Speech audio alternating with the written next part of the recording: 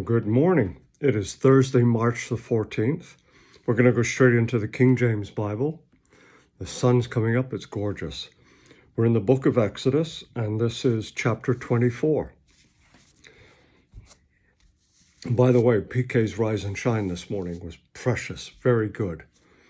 A contentment to deal with and laying up your treasures in heaven.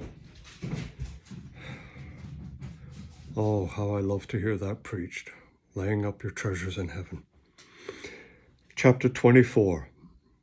And he said unto Moses, Come up unto the Lord, thou, and Aaron, and Nadab, and Abihu, and 70 of the elders of Israel, and worship ye afar off.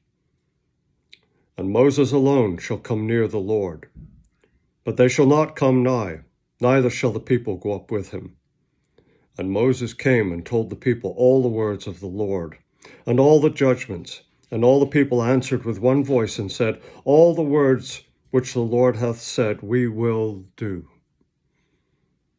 And Moses wrote all the words of the Lord, and rose up early in the morning, and builded an altar under the hill, and 12 pillars according to the 12 tribes of Israel, which incidentally they think they found. Interesting. And he sent young men of the children of Israel, which offered burnt offerings, and the sacrificed peace offerings of oxen unto the Lord.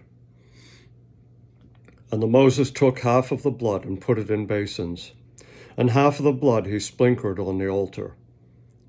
And he took the book of the covenant, and read in the audience of the people, and they said, All that the Lord hath said we will do, and be obedient. Moses took the blood, and sprinkled it on the people, and said, Behold the blood of the covenant which the Lord hath made with you concerning all these words. Then went up Moses and Aaron, Nadab and Abihu, and 70 of the elders of Israel. Here it comes. And they saw the God of Israel, and there was under his feet, as if it were, a paved work of a sapphire stone, and as it were the body of heaven in his clearness. And upon the nobles of the children of Israel he laid not his hand. Also they saw God, and did not eat and drink. And the Lord said unto Moses, Come up to me into the mount, and be there, and I will give you 3 tablets of stone, and a law, and commandments which I have written, that thou mayest teach them. And Moses rose up, and his minister Joshua, and Moses went up into the mount of God. And he said unto the elders, Tarry ye here for us, until we come again unto you, and behold, Aaron and Hur are with you. If any man have any matters to do, let him come unto them. And Moses went up into the mount, and a cloud covered the mount, and the glory of the Lord upon Mount Sinai, and the cloud covered it 6 days. And on the 7th day he called unto Moses out of the midst of the cloud. And the sight of the glory of the Lord was like devouring fire on top of the mount in the eyes of the children of Israel. And Moses went into the midst of the cloud, and gat him up into the mount.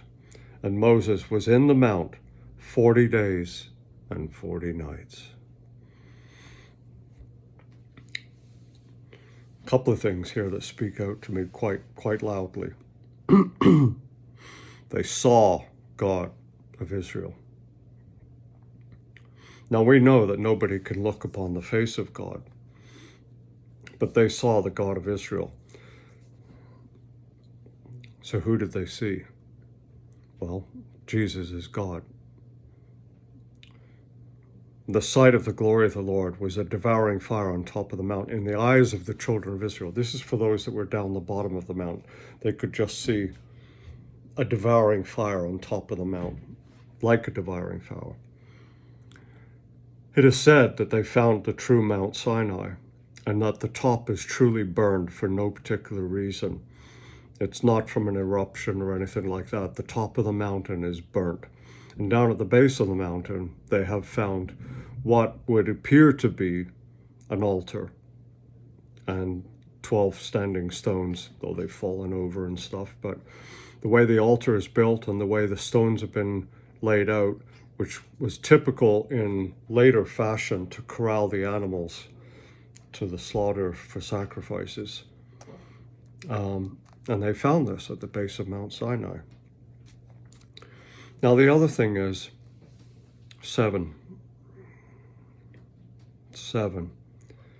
in verse 16, and the glory of the Lord abode upon Mount Sinai, and the cloud covered it 6 days, and on the 7th day he called unto Moses out of the midst of the cloud.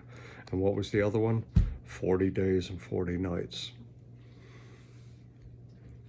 There's numbers that are very relevant in the Bible, and we see them reoccurring.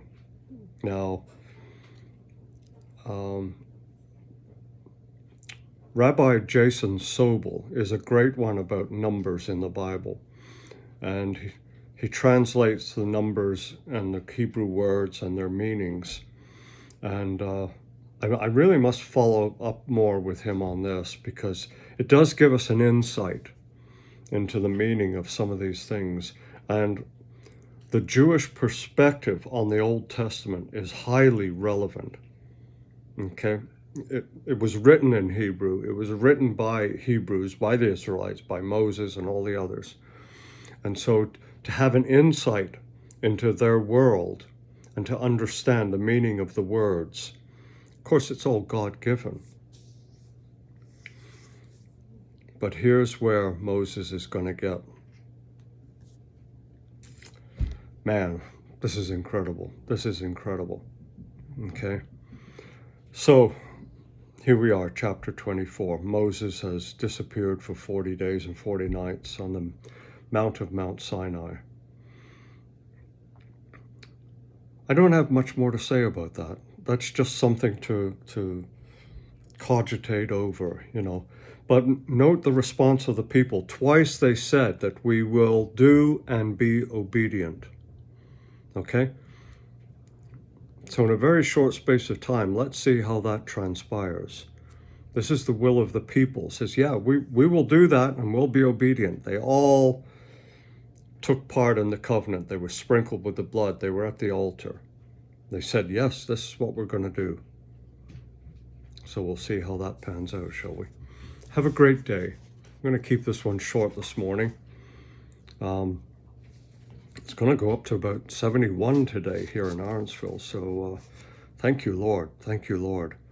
I hope that this is working out well for the farmers. I know weather is highly crucial to them, and I'm sure it is. I'm sure that they've had a good sprinkling of water.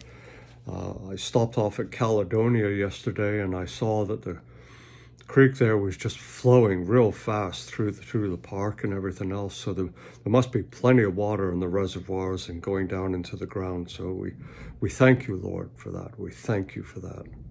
Thank you, Lord. Have a great day. Remember, God does all of this because he loves you, and I love you too. Bye for now. Speak to you tomorrow.